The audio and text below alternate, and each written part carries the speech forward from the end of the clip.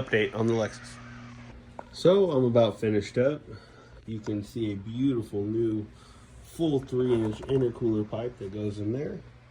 You can see some hokey little brackets for my AC condenser and for my new radiator.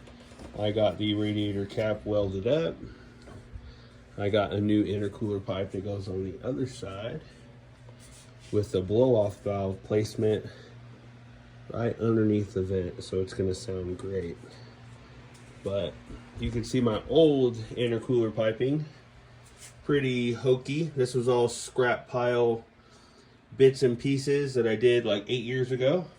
So I bought a whole new kit and put that on with all mandrel aluminum 3-inch. Looks good. I like the dual pass radiator because both hoses are on that side. So my secondary fan switch, I need to lengthen the wires, and I need to put my boost control solenoid back on, make a little bracket or something for that, and then fill it full of coolant. And I'm going to paint the tubes. I don't know if I should paint them like my radiator tubes, like that semi-gloss, or if I should powder them gloss black, or if I should powder them like my turbo. The only downfall to that is that you're going to be able to see that teal through the bumper. I'm not sure if I'm a fan of that or not. I think I like the black down here. I know it's not a sleeper by any means, but yeah. And then yes, I'm going to make a nice little cooling panel that goes all the way across.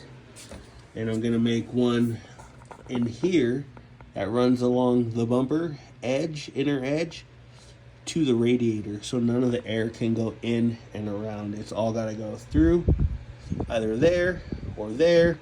And I also cut my bumper. You can see I kind of just cut the whole top out from underneath. But yeah, there's a little update for you LS swap guys from the SC group.